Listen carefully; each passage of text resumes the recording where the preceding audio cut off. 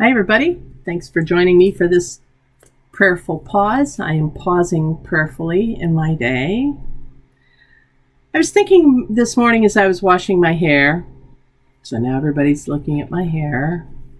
I was thinking, though, about how when I was little, not little, but younger, teenage especially, I hated my hair.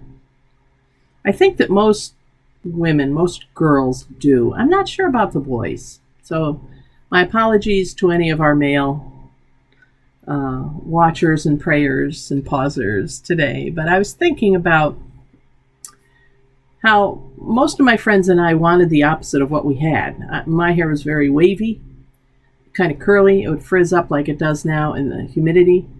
Hated it. Absolutely hated it. I wanted the silky, smooth, long, luxurious locks that my friends had. And I hated it. So when Whoopi Goldberg did a whole stand-up comedy routine in her very early days about wanting to have blonde, long, luxurious locks, which of course was really a statement on racism and racial identity, and how we were not prizing our young girls of color. It was long before Happy to be Nappy had been written as a children's book. I could identify with what she was saying, wanting something else.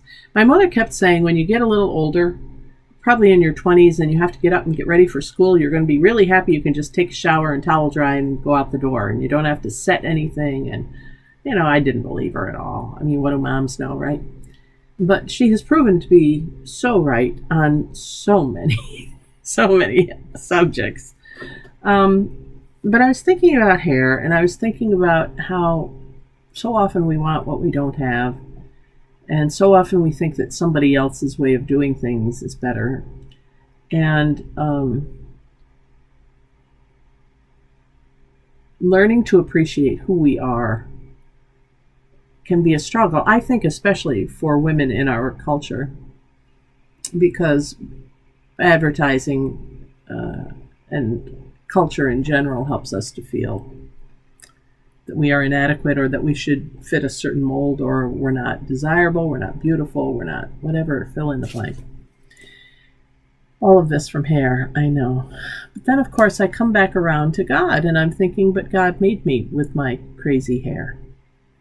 And God made me with my frizz index pretty high or pretty low, whichever case it is. And there must be something about it that is just me. And the right person will come along, and has come along, who thinks that that's beautiful. For a lot of years, though, that right person had not come along and didn't think it was all that beautiful, or I didn't know that anyway.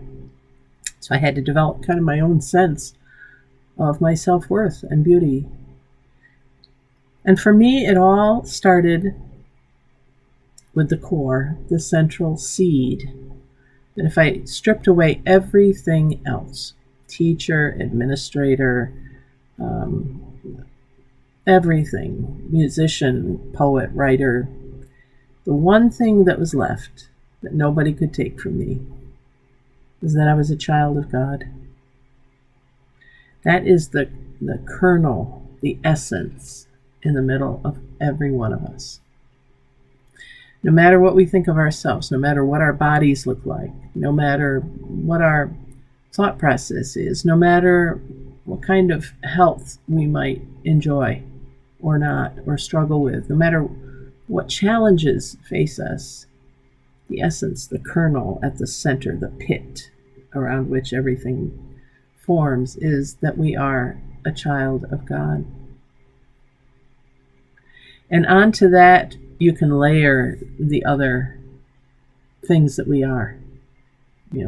Mother, teacher, pastor, writer, friend, singer, whatever things you think are important for me, or that you relate to for yourself. The essence at the core, at the center, has nothing to do with what you look like, or your hair, or your weight, or any handicapping conditions or anything at all.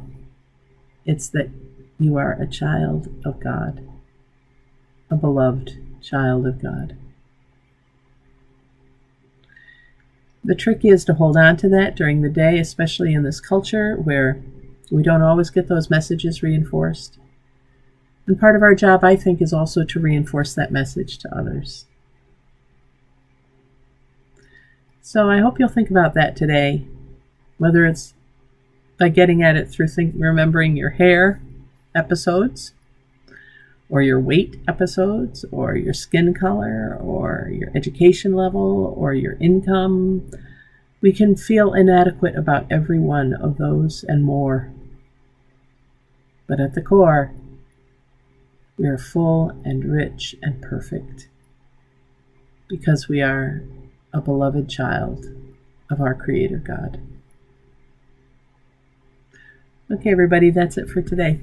Thanks for joining me for this Prayerful Pause with the Pastor. I'm Pastor Deb Swift of South Presbyterian Church in Rochester, New York. I look forward to seeing you back here next time, and until then, God bless, take care, and bye for now.